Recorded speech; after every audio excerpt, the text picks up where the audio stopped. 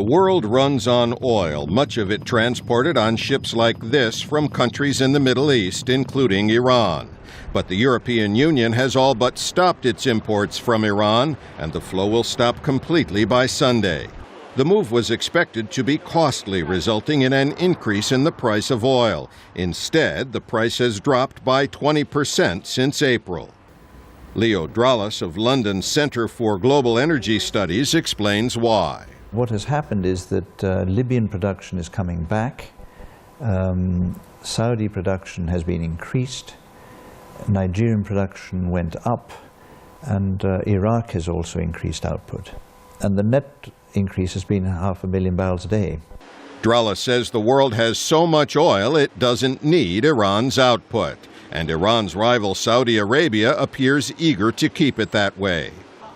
That's bad news for Iran, where international sanctions have caused a 20% inflation rate, with food prices rising more than twice that fast. Now the situation will only get worse, according to Iran expert Mark Fitzpatrick at London's International Institute for Strategic Studies. More sanctions will be imposed on the Iranian economy, not just the ones that already have been agreed that fall due on July 1st, but more on top of that. It won't be a pleasant place to live in Iran in the months to come. Fitzpatrick believes the sanctions will get worse because negotiations to curb Iran's nuclear fuel enrichment program appear to be in trouble.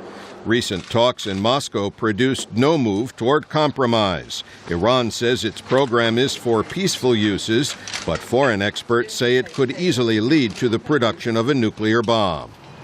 Still, Fitzpatrick says Iran's economy is strong enough to withstand the pressure of sanctions at least for a little longer. It won't fall to its knees immediately, but the pressure on the Iranian consumers, this is only going to get worse. And what for? What is the purpose of all this pain? So that Iran can have an enrichment program to produce a nuclear weapon in the future, that if they ever took that step, the United States will go to war against Iran? It doesn't make any sense. Fitzpatrick does not expect military action as long as negotiations continue. But later this year, if talks fail, he says Israel could attack Iran's nuclear facilities, and that could trigger a wider war. Al Pessin, VOA News, London.